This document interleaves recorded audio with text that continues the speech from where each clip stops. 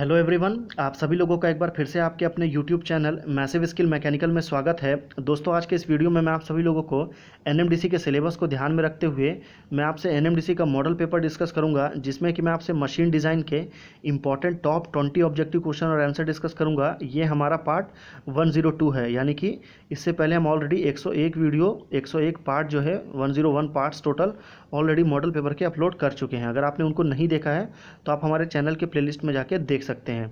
अगर आपको इस वीडियो का फ्री में पीडीएफ चाहिए तो उसके लिए आप हमारे टेलीग्राम ग्रुप को ज्वाइन कर सकते हैं, जिसका लिंक आपको इसी वीडियो के डिस्क्रिप्शन बॉक्स में मिल जाएगा। मेरी आपसे एक कंप्लेन है कि आप वीडियो को बिना लाइक करे चले जाते हैं। क्यों? अगर आपको वीडियो पसंद आता है तो उसे प्लीज़ लाइक करके जाइए, ठीक है। तो हमारा पहला क्वेश्चन है कि the ultimate strength of a steel in tension in comparison to shear, यानी कि किसी भी जो आपका स्टील है ना, कोई भी स्टील का जो अल्टीमेट स्ट्रेंथ होता है टेंशन में, ठीक है। टेंशन मतलब दोनों साइड जाएगा, शियर मतलब एक सरफेस के ऊपर में दूसरा सरफेस रगड़ेगा, ठीक है। तो शियर में तो रेशियो क्या रहेगा आपका? 1:1, 2:1, 3:2 या 2:3।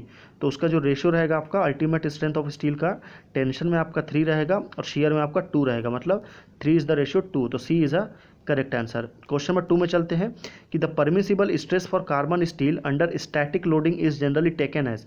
जब कभी भी आपका स्टैटिक लोडिंग लगेगा तो मतलब क्या है, वो आप किसकी बात कर रहा है? तो वहाँ पे बात हो रही है आपका ब्रिटिल मटेरियल की। तो परमिसिबल स्ट्रेस होगा फॉर कार्बन स्टील के लिए 2000 to 3000 KG per metre square, 3000 to 4000 KG per centimetre square, 4000 to 4500 KG per centimetre square, या 7500 to 10000 KG per centimetre square. तो स्टैटिक लोडिंग के लिए होता है आपका 4000 to 4500 KG per centimetre square. तो C is a correct answer. Question number 3 में चलते हैं कि the property of a material which enables it to be resist fracture due to high impact load is known as elasticity, endurance, strength या toughness. तो ये जो property है आपकी, ये जो डेफिनेशन है वो किसकी है? तो वो आपकी टफनेस की डेफिनेशन है। तो D is a correct answer. Question number 4 में चलते हैं कि हॉट शॉर्ट मेटल, ठीक है, क्या बोल रहा है कि जो हॉट शॉर्ट मेटल है वो आपका ब्रिटिल हो जाता है व्हेन कोल्ड, या ब्रिटिल व्हेन हॉट, या ब्रिटिल अंडर ऑल कंडीशन, या डक्टाइल एट हाई टेम्परेचर। तो हॉट शॉर्ट मेटल जो है वो आपका ब्रिटिल व्हेन हॉट, यानी कि जब कभी भी उसको हॉट किया जाता है उस मेटल को, तो वो आपका ब्रिटिल हो जाता है। तो B is a correct answer. Question number 5 में चलते हैं कि in case of pressure vessel having close end, ठीक है, कोई भी जो आपका प्रेशर वेजल होता है उसके दो एंड होते हैं। पहला होता है आपका ओपन एंड और दूसरा होता है आपका क्लोज एंड, ठीक है, जो कि हमारा क्वेश्चन है। तो जब कभी भी आपका ओपन एंड रहेगा तो उसमें जो आपका फ्लूइड प्रेशर रहेगा वो आपका सरकमफ्रेंशियल में लगेगा, उसके सरकमफ्रेंशियल स्ट्रेस लगेगा। और जब कभी भी क्लोज एंड रहेगा तो वो आपका लॉन्गिट्यूडनल स्ट्रेस लगेगा। तो A is a correct answer for this question. अगले क्वेश्चन में चलते हैं हम। क्वेश्चन नंबर 6 है कि guest theory of failure is applicable for following type of material.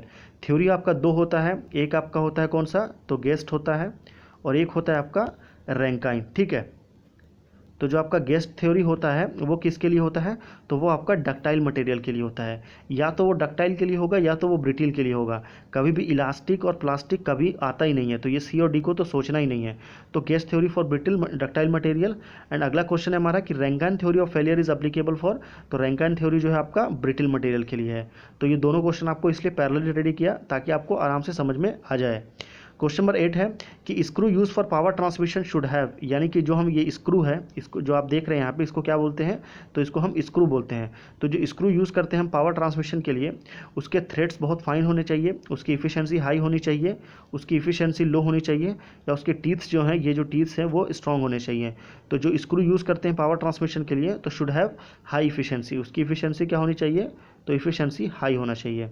अगले क्वेश्चन में चलते हैं हम। क्वेश्चन नंबर 9 है कि tensile strength of a mild steel specimen can be रफली predicted from the following hardness test: Brinell hardness, Rockwell hardness, Vickers hardness, या none of the above. तो जो आपका टेंसाइल स्ट्रेंथ कभी भी चेक करते हैं माइल्ड स्टील स्पेसिमेन का, तो वो रफली हम किससे चेक करते हैं? तो वो हम आपका BHN मतलब ब्रिनेल हार्डनेस नंबर से चेक किया जाता है। तो A is a correct answer.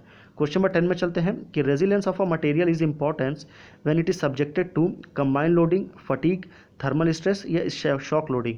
तो जो आपका रेजिलियंस होता है किसी भी आपका मटेरियल का, वो कब इंपॉर्टेंट होता है? तो जब कभी भी उस पर शॉक लोड लगता है, मतलब D is a correct answer. Shock loading मतलब ये शॉक लोडिंग जब कभी भी लगता है तो किस पे लगता है? तो वो आपका स्प्रिंग मटेरियल्स पे लगता है। अगले क्वेश्चन में चलते हैं हम। क्वेश्चन नंबर 11 है कि द स्लीव और muff coupling is designed as a done cylinder, hollow shaft, solid shaft, या थिक सिलेंडर। तो स्लीव और मफ कपलिंग जो है वो किसके लिए डिज़ाइन होता है, तो वो आपका हॉलो शाफ्ट के लिए डिज़ाइन होता है। तो B is a correct answer.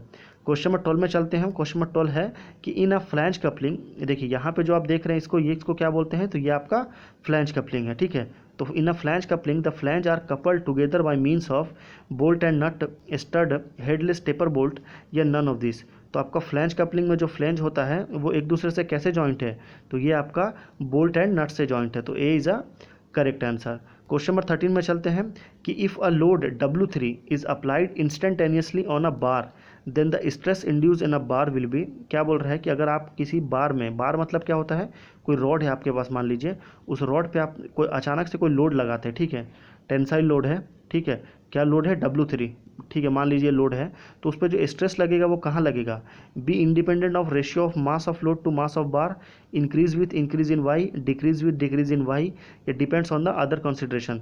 तो जब कभी भी आपका लोड W3 लगेगा, इंस्टेंट लोड लगेगा, तो वो आपका इंडिपेंडेंट होगा किसका, ratio of mass of load and mass of बार का।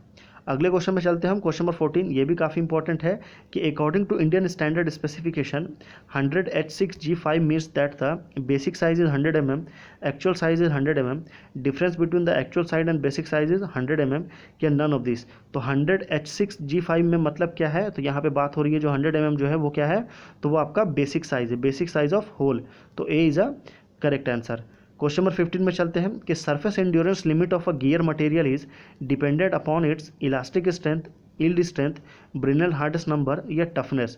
तो जो आपका सरफेस एंड्योरेंस लिमिट होता है किसी भी गियर मटेरियल का, तो वो किस पे डिपेंड करता है, तो वो उसके ब्रिनल हार्डनेस नंबर पे डिपेंड करता है, मतलब C is a correct answer. Question number 16 है कि brittle coating technique is use for determining brittleness, protecting metal against corrosion, protecting metal against wear and tear, या एक्सपेरिमेंटल स्ट्रेस एनालिसिस। तो brittle coating जो होता है टेक्निक, तो coating technique हम किसके लिए यूज़ करते हैं, तो कोटिंग हम इसलिए लगाते हैं ताकि जो है उस पर कॉरोजन ना हो, ठीक है। तो B is a correct answer. Question number 17 में चलते हैं कि the endurance limit of a material with finish surface in comparison to rough surface. क्या बोल रहा है कि उसका एंड्योरेंस लिमिट जो है किसका, फिनिश सरफेस पे, तो फिनिश सरफेस पे उसका जो एंड्योरेंस लिमिट होता है वो मोर हो जाता है। तो A is a correct answer. Question number 18 में चलते हैं कि plastic flow in ductile material, यानी कि किसी भी डक्टाइल मटेरियल का जो प्लास्टिक फ्लो है वो क्या होगा, increase the seriousness of static loading, stress concentration, या lessens the seriousness of static loading, stress concentration, या has no effect on it, या डिपेंड ऑन अदर कंसिडरेशन।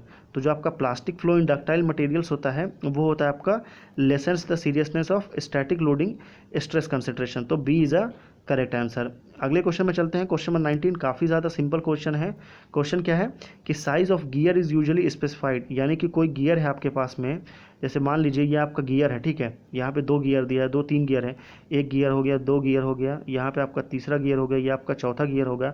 तो कौन से गियर का एक्चुअल में साइज़ क्या है, मतलब वो कितना बड़ा साइज़ का है, उसको आप कैसे पता करेंगे, उसके प्रेशर एंगल से, उसके पिच सर्कल डायमीटर से, उसके सर्कुलर पिच से, या उसके डायमीटरल पिच से। तो कोई भी गियर का जो साइज़ डिपेंड करता है वो उसके पिच सर्कल डायमीटर से डिपेंड करता है। तो B is a correct answer.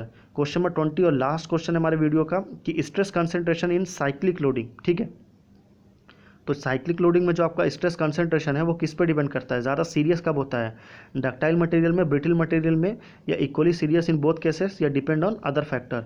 तो करेक्ट आंसर आप नीचे मुझे कमेंट करके बता सकते हैं, राइट आंसर क्या होगा इसका, ठीक है। तो फिर मिलते हैं आपसे अगले वीडियो में। उस वीडियो पर जाने से पहले बता दूं कि अगर आपको इस वीडियो का फ्री में PDF चाहिए तो टेलीग्राम ग्रुप को ज्वाइन कर लीजिए। हमारा एक और चैनल है NMDC के लिए हमने तैयार किया है, क्या, मैसिव स्किल GK, उसको भी आप एक बार विजिट कर सकते हैं। काफ़ी अच्छा चैनल है, हम उस पर डेली उस पर भी वीडियोस लेके आते रहते हैं। अगर आपको ये वीडियो पसंद आया तो लाइक करिए, शेयर करिए, हमारे चैनल को ज़्यादा से ज़्यादा सब्सक्राइब करिए ताकि आने वाले इंपॉर्टेंट वीडियोज़ की नोटिफिकेशन आप बिल्कुल भी मिस ना करें। फिर मिलते हैं आपसे अगले वीडियो में, तब तक के लिए धन्यवाद।